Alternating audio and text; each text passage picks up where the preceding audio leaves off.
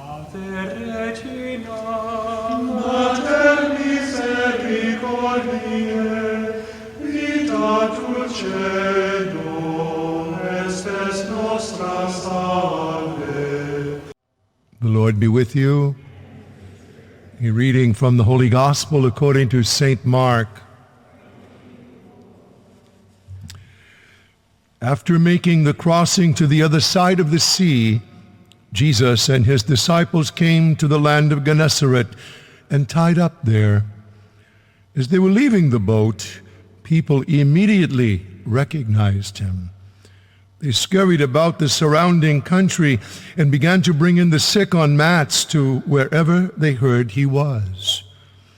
Whatever villages or towns or countryside he entered, they laid the sick in the marketplaces and begged him that they might touch only the tassel of his cloak, and as many as touched it were healed.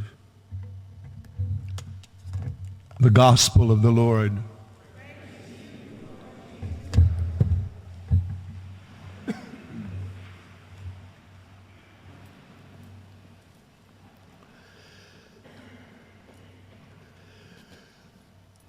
A few weeks ago, a theologian who used to teach at Boston College by the name of Peter Kreeft came to Manchester to give a talk to a group of people.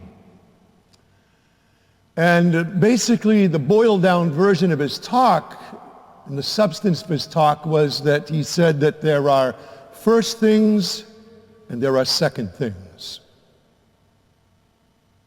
And he said we're living in a culture that we as a culture have placed second things in the place of first things. And basically what he meant was this. So here's the first principle. God is.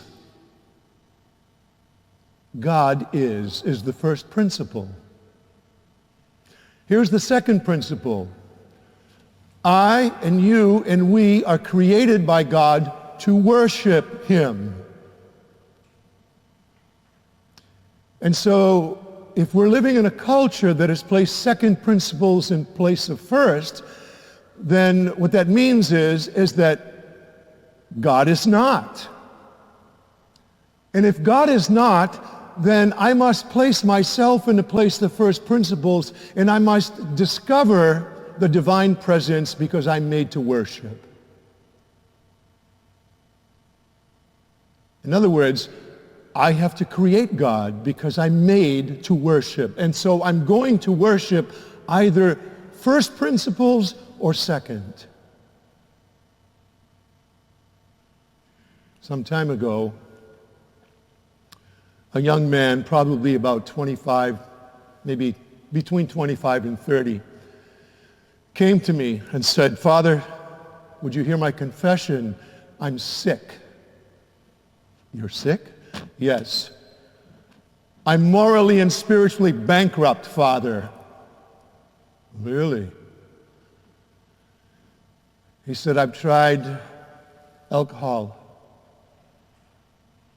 I've tried drugs, sex." He said, nothing is working for me. I said, "Oh." I said, "There's hope for you." He looked at me and he said, "What do you mean?" And I said, "Well," I said, "it sounds to me like you've been trying to run away from God." And I said, "The reality is that every time we try to run away from him, we're going to run right into him." And so I said, "How did you get here?" He said, "I've tried everything." And he said, "Nothing works." And I said, "See what I mean?"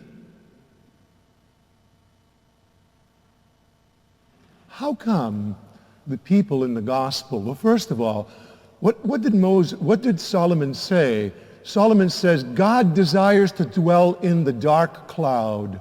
That was the divine presence.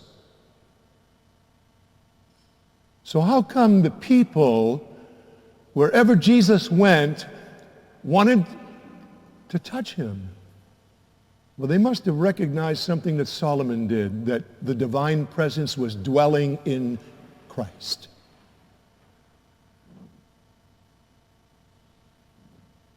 So here we are in the culture, as Creep said, that has placed second things in the place of first things. We're trying to run away from God. And you know what? We're going to run right into him. Because he's everywhere. He's everywhere. This culture is ripe. This culture is ripe for Christ. Why? Because nothing else works. Nothing else works. Do you recognize the divine presence in his word? Do you recognize the divine presence in the sacraments which we celebrate, most especially the Holy Eucharist? Do you recognize the divine presence in confession?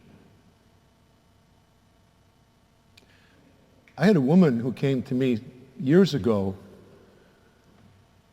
who was cured of cancer because she received absolution for her sins. Can you imagine?